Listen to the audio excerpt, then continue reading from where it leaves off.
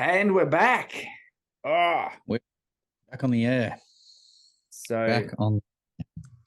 I think that last podcast actually gave some information out that pretty handy for people that Yeah, aren't, that's not wrong. well, they're not sure if you don't know why you're going to use Colorbond, or you don't know how or what the look you're going for. Um, yeah, it's certainly helpful to know because you get people say, "Oh, it's expensive," and like, well, you got to work it out. What's expensive? Is it expensive now, saving for later, or are you happy to spend less now but have to pay more out over the long term? Yeah, it's kind of What you know risk are you willing to take? Are you willing to take the risk of having to pay more money in the future to erect scaffold to repaint your walls, mm, or do you take the bigger financial risk at the beginning to save that risk in the future?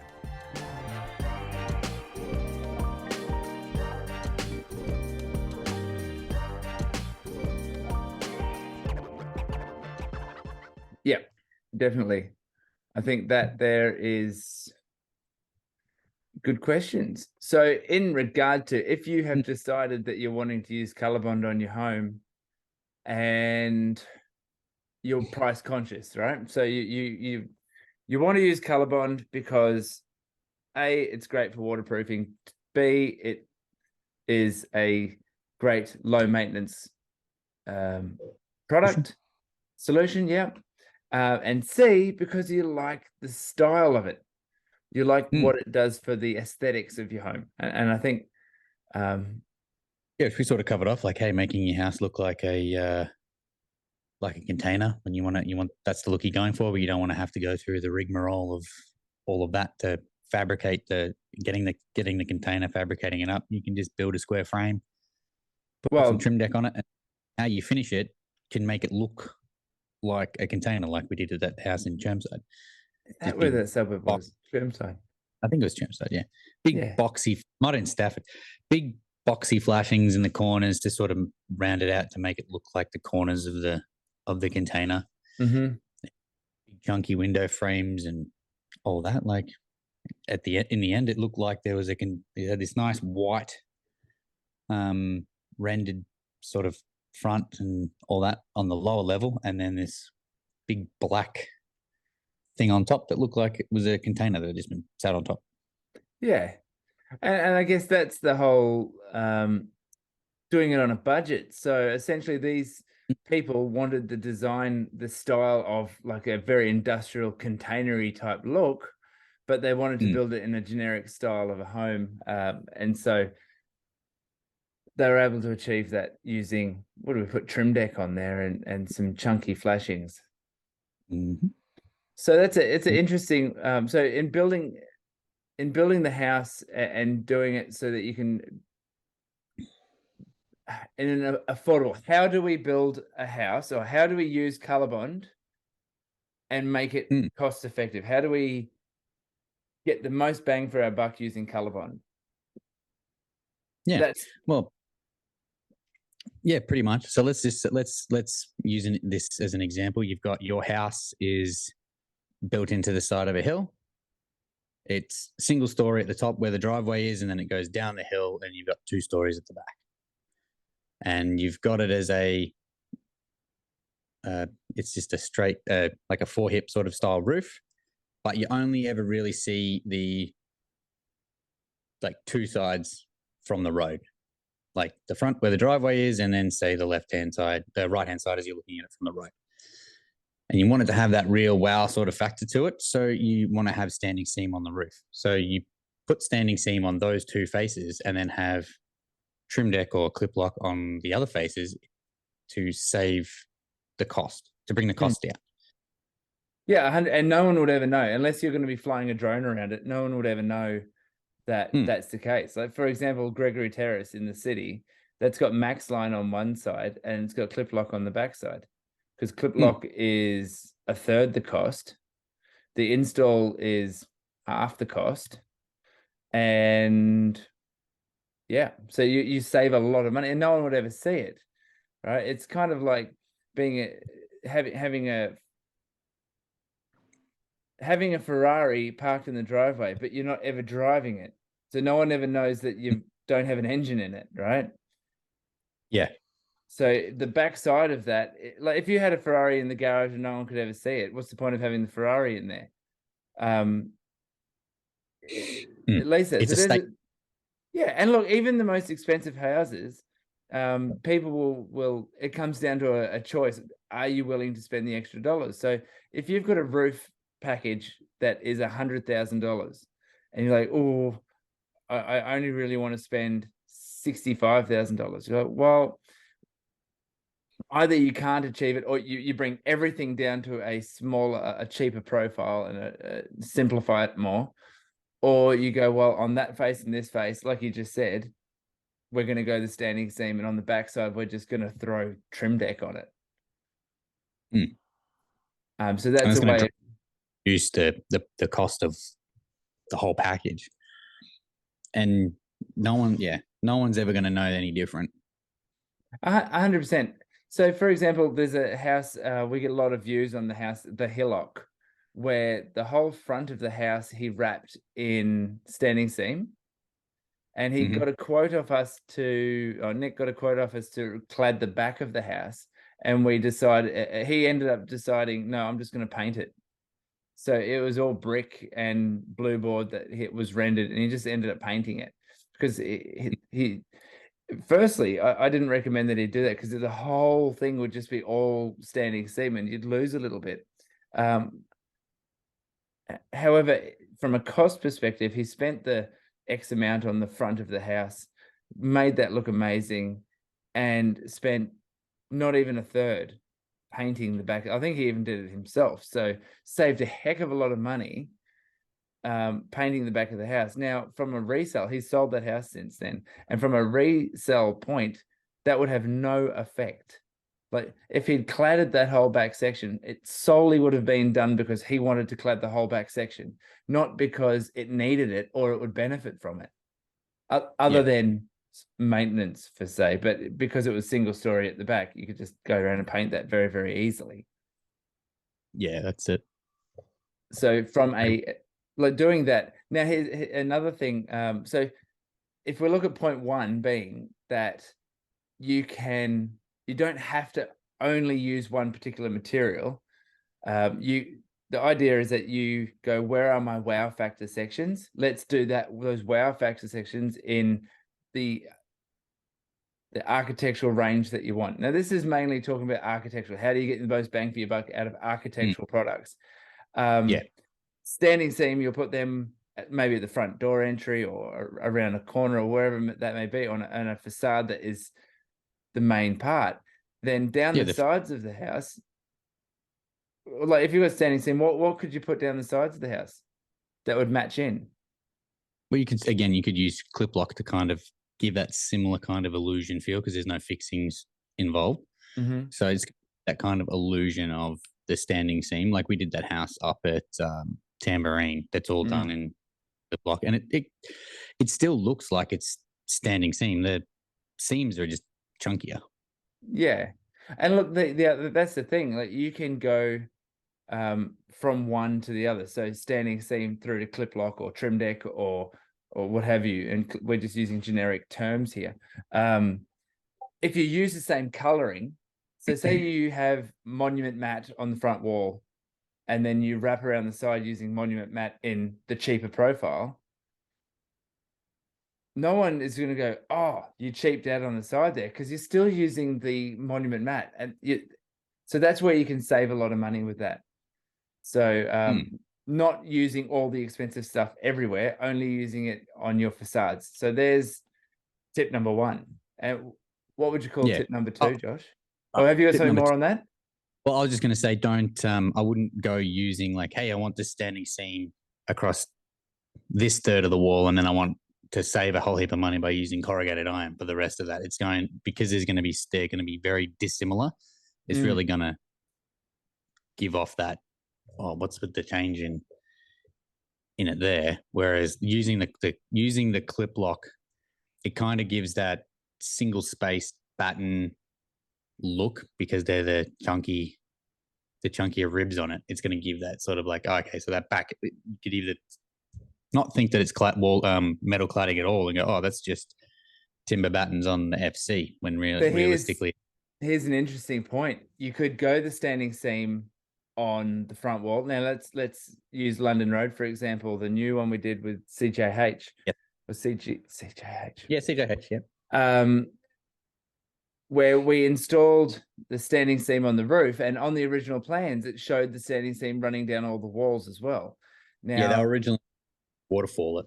Yeah, and when we talked about the way that they were going to waterfall it and how that was going to happen, it really wasn't designed very well to achieve that. No. But in the end, we put the gutters on there. They went and they put FC with battens on there to mimic the standing seam. And it's just, it looks so much better than if they'd put the standing seam on the wall. So when you stand back, you just don't, instead of just being, wow, look at all that monument matte standing seam and it being too much, it now has a different texture. It has a different finish. Yeah. And it looks so much better. So for example, if you had your standing seam on your front, when we're talking about cladding here, you could run your FC with timber battens down the side and paint it out the same color. Yes, you will have maintenance with that. Yeah. However, you will save money in the interim, and you'll still achieve a pretty nice result. Yeah, that's it. And then there's the second point to move on is, if you want to, some people go like, oh, I don't want to put trim deck on my house because it's going to look like a shed. Or I don't want to do corrugated iron on the walls because it's going to look like a shed. As we were discussing at breakfast this morning, like if you flash it like a shed, yeah, it's going to look like a shed. But as we discussed at the start with the shipping container look, it just depends on how you finish it as to what that can change the look that you're going for. Yeah. So in those chunkier flashings, it doesn't look like a shed, it looks like a shipping container. Well, I get the question all the time. They're like, well, do I get those? I'd like those window frames. So it looks like you're picture framing the windows. It's like, well, yeah. So essentially building a system of flashings where we pre-flash majority of our work before the wall sheets even go on. So we'll have the head flashing and the toe flashing on, and the heel flashings and the feet flashings. We'll have all those flashings on before we start and we sheet, so that if you're building a shed, the way that a shed works is it gets sheeted, then you cut out your flashings and you just slap them and rivet them on over the top. And good luck if you get that to be watertight, because it's a shed. But from like you just said, I want to use trim deck, but it's going to look like a shed. It's like, well, there's different ways. So how can you use, and this is a great point, how can we use, let's use trim deck, for example, just solely trim deck.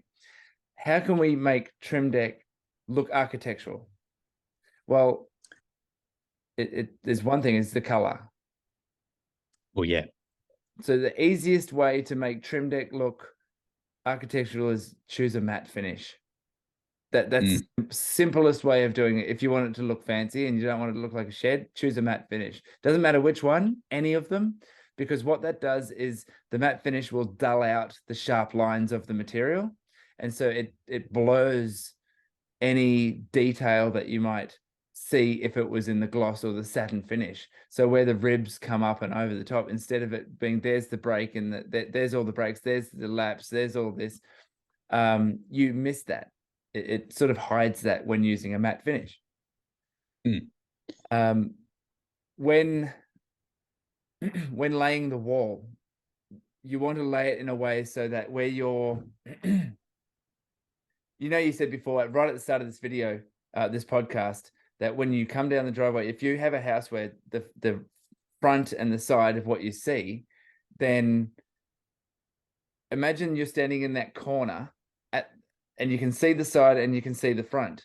Now, if you lay that so that when you screw the sheets off, the screws are just behind the rib on the wall instead of on the far side of the rib, when you stand in that corner, or the vantage point, what we like to call it, you won't actually see any screws. So the majority of the time that you're looking at that house, your home, you won't see screws, and it will give, especially in the matte finish, it'll give an architectural finish. It'll give a standing seam look at a much reduced price point. So that's it. There's simple ways to change it to make it look amazing without having to break the budget. Yeah. There's little made. So point 3 is flashing. So 2 is kind of I think we've got a bit lost here. So we're talking about trim deck, being able to use trim deck and make trim deck into an architectural look. You can do the exact same thing using clip lock. We're doing span deck at the moment on a home where they're doing standing seam and they're doing span deck. Now this is a multi-million-dollar, $5 million plus build in Newstead, and they've decided to save money where it doesn't really matter. And they've gone span deck, which is a trapezoidal profile, which is like a sharp version of corrugated iron. And they've done that in shale gray matte. So it still has that architectural feel and look to it, but a much reduced budget. And something that we did on that is, so talking about flashings and making sure that the flashings are installed well, or what you can do. And this, so when you come to a corner, this is what I'm getting at. You can put a flashing over the top of the corner that's just a big bold thing to make it waterproof and seal it off, or for a very similar price you can design a flashing which is in the shape of the material, which is in the shape of the cladding. So whether it's trim deck, span deck, clip lock's a little bit harder, but you can basically make a flashing up that'll wrap around that corner to look like the sheets are continuing, making it into a hero corner using, and that's what we did in Newstead, and it looks absolutely amazing. I'll put that in here and just show you how we were able to do that. And that it really didn't cost, I mean, a few dollars really. What's it for a couple of extra bends, Josh? If you said 50, 60 cents a bend, or yeah, something like that, 80 cents. Yeah, it's so if you said $1 a bend, say it was an extra $5 for one corner that's 4 meters long, what's it, $20 more to achieve this really high-end finish. That's how you take it from looking like a shed and make it looking like.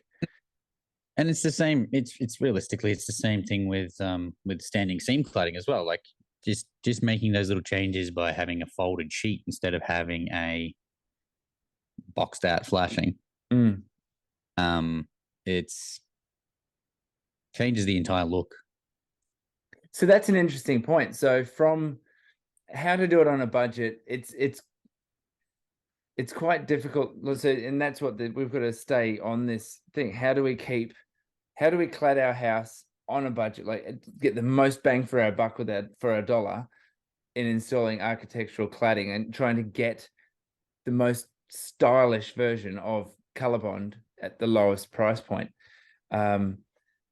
It's no more expensive. If anything, it's actually cheaper to fold a flashing sheet around a corner than it is to get a flashing made up to go on there. Yeah. So you're already actually just buying a sheet.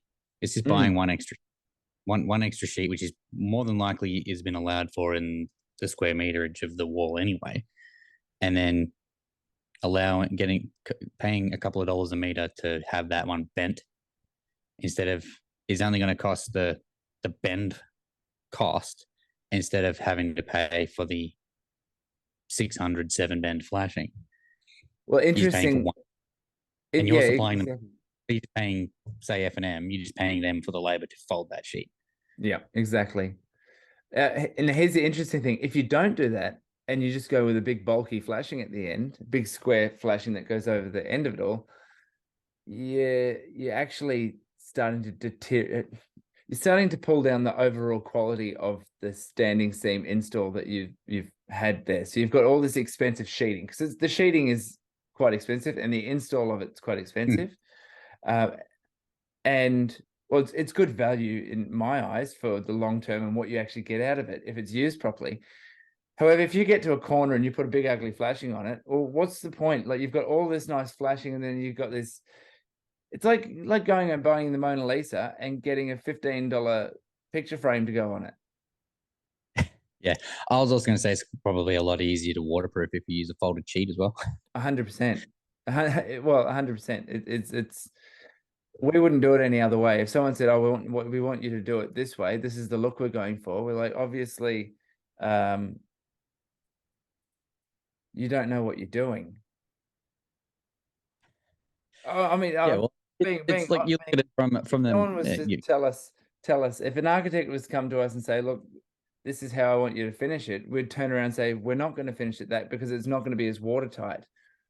And they'd have to have a fantastic reason. Anyway, I'm digressing into something else and getting angry about what people tell us to do and not to do. So we've covered off that. So you got your trim deck, how to make trim deck look good. It is in the flashings. So your trim deck is a 30 mil rib, basically 27 mil rib, 24, 25. I always forget. But once you pack out, we do a 30 mil box section at the bottom for the sheets to sit on, and then we come down 30 mil. So you picture frame your cladding. If you picture frame your cladding, you are going to achieve a better look. Anytime when you're doing standing seam cladding or trim deck, so any type of cladding, as soon as you picture frame it, you're giving it a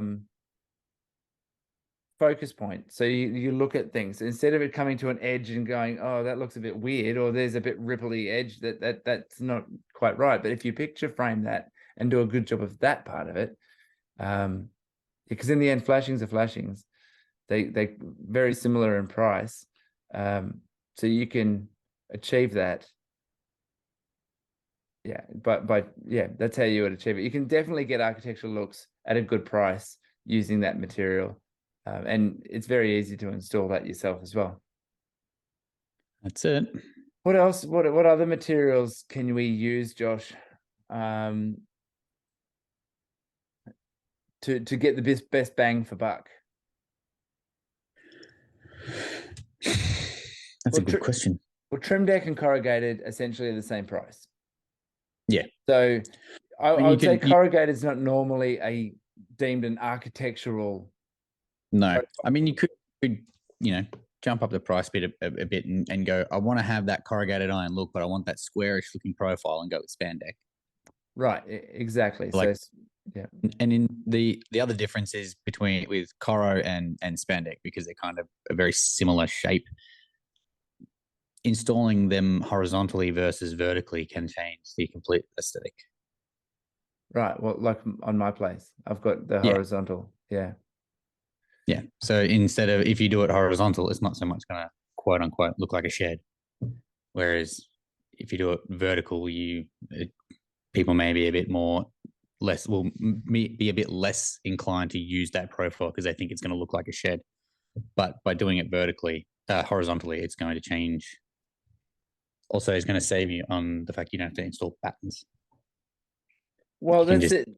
Interestingly, interesting though, if you're fixing onto a metal frame or anything, there's a bunch for warranty now that they want. If you build a timber frame, you could do it horizontally without having to add any thermal break. Are you sure? We need to look into that one. I'm pretty sure that we need to now. They've changed the installation recommendations that they all need a thermal break. Oh, okay.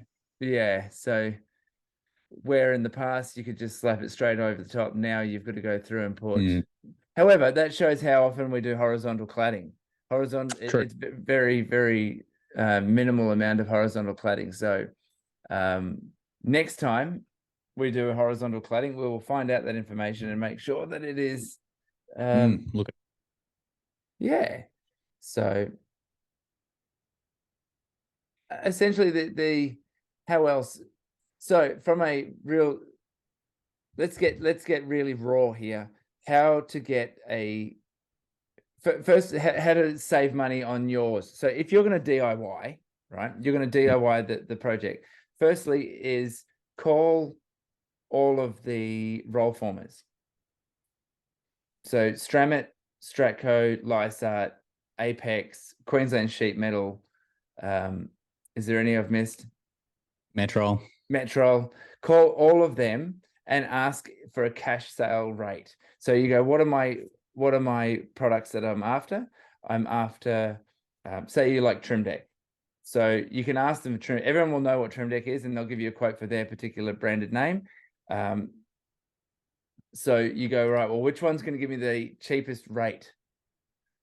Because they're essentially all going to be the same. So if you're going on a strict budget, you want to find out what's the cheapest rate. Then what you want to do is go, well, I'm going to need a toe flashing, I'm going to need head flashings, I'm going to need window flashings, and you're going to work out how much material you need for all of those. Say you need 400 millimeters of girth with 4 bends. So you're going to say, can I get a linear meterage rate for this particular flashing, this particular flashing, this particular flashing, and get quotes from them, as well as quotes for their deliveries, right, Josh? They're basically the thing. So if you're going to do it yourself, you go down those avenues to get the cheapest, because essentially they're all very, very similar, and their prices are very similar. However, that's how you might be able to go through it. Now, if you're going to do it through your builder or through a roofing company to do the cladding, or like, for example, with my cladders, go, right, well, I want to get the cheapest possible price. So you go to them and say, look, I need it as cheap as possible. I'm just trying to achieve lockup. I just want it locked up. I just want it waterproof. I just want the cheapest possible. And you state that clearly. You state that. If you want architectural yet cheap, you need to state that as well. So if you've done your research, you go, well, Trim Deck is going to be our cheapest possible cladding that will give us the architectural look. So you can say, I want architectural style flashings and the Trim Deck. And that's what you ask your roofing company for. Then what you want to do, and this is going from, we've got a whole nother video about how to choose the right tradespeople, etc., for your projects. Then you want to see their evidence of what they've done in the past, so you can see what their style is, so you can see whether or not you're happy with that. So, for example, built roofer A over here, they show you a photo of something that's they're at their price. So roofer A has the cheapest price, roofer B has the middle price, and roofer C has the highest price. Roofer A is cheap, but they have photos that you don't really like the look of, that don't really suit.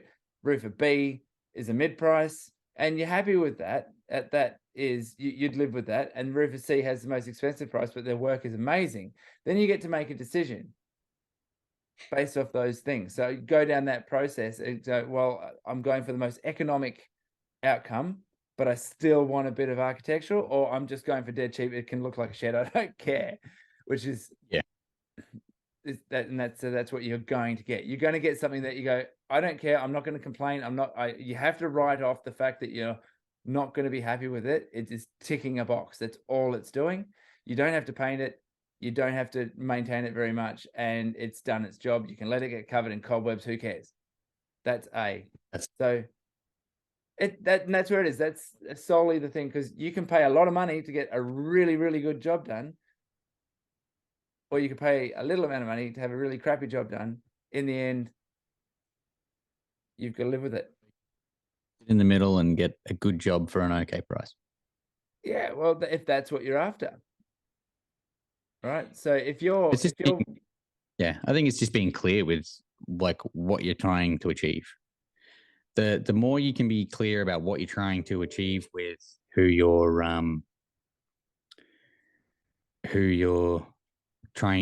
getting to do the work, the better quality of quote you're going to get. Yeah.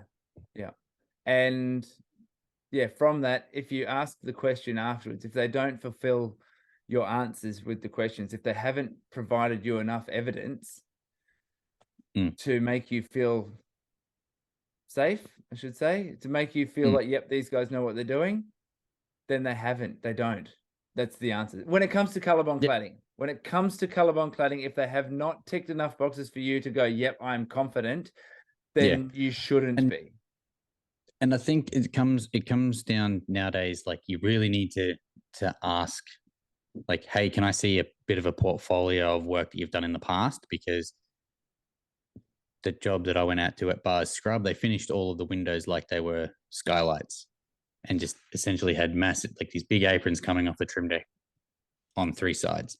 And it's like, that's kind of not what it should be. And that's really waterproof.